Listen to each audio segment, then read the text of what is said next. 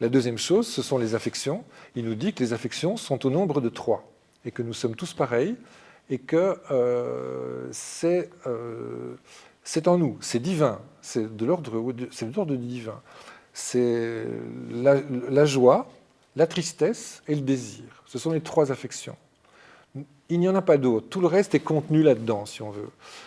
Donc il y a la joie, les plaisirs, les tristesses, la souffrance, voilà, la tristesse, et les désirs. Et sur les désirs, c'est tout à fait intéressant. Ce que la société ne veut pas, justement, que nous comprenions, c'est qu'il ne s'agit pas... on désire, par exemple, quelque chose, un objet, peu importe lequel. Et on a envie de se l'approprier, ou peut-être une personne, je ne sais pas.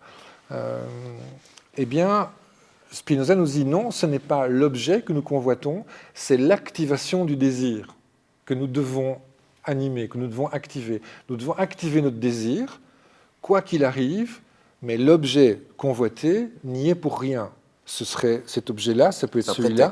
C'est un prétexte. C'est l'activation du désir. On le voit très bien, et je le vois très bien parmi mes collectionneurs, qui sont des collectionneurs d'art, qui ont généralement des quantités importantes des pièces qu'ils collectionnent.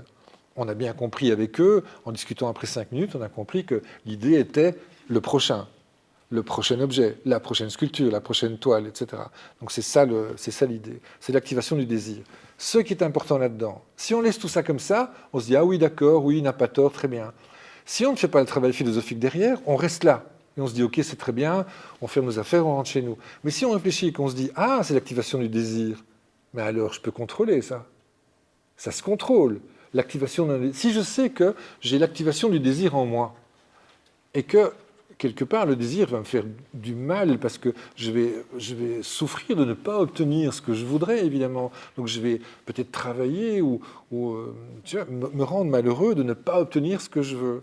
Mais c'est quoi qui me rend malheureux? C'est la non-obtention de mon désir. Si j'arrive à savoir que c'est mon désir qui doit être activé, je peux le contrôler.